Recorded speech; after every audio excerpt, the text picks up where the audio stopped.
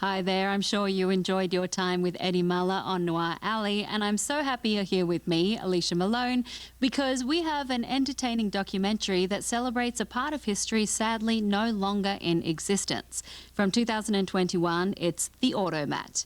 In case you're not aware of what an automat is, I'll give you a brief overview and let the film do the rest.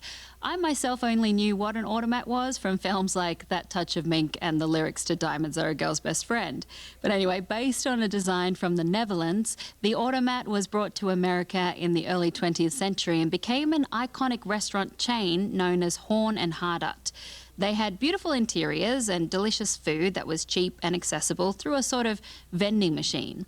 And because you only needed a few nickels and there was no wait staff, these restaurants became safe havens for people who weren't welcome in traditional lunch and dinner spots.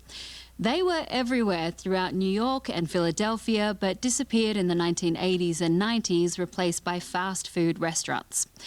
Director Lisa Hurwitz has brought them back to life here with footage, photographs and interviews with people who worked at the automat, plus interviews with historians and well-known personalities who frequented automats such as Ruth Bader Ginsburg, Carl Reiner, Colin Powell and Mel Brooks, who was a big champion of the film and also contributed an original song to the end credits. It's charming and fascinating, so from 2021, enjoy The Automat. Once again, I feel like I was born too late. Imagine eating in such a beautiful place for just a nickel. The Automat was the directorial debut for Lisa Hurwitz, who previously worked as a projectionist for Olympia, Washington's Capitol Theatre, and then worked as the director for the Olympia Film Festival.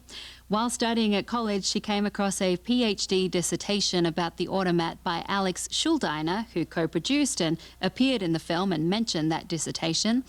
Hurwitz became intrigued by the topic, even though, as Mel Brooks points out, she was too young to have gone to an automat herself.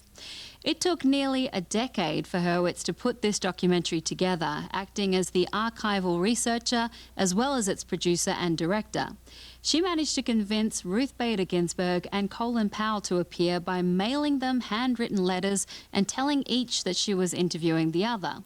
In the end, Hurwitz was only able to get 4.5 minutes with the busy Ginsburg and said she used every single word RBG said. Okay, so stay watching now because we have a heartwarming drama coming up next starring William Powell as a father who thinks he's in charge, but really it's the mother who rules the household, played by Irene Dunne.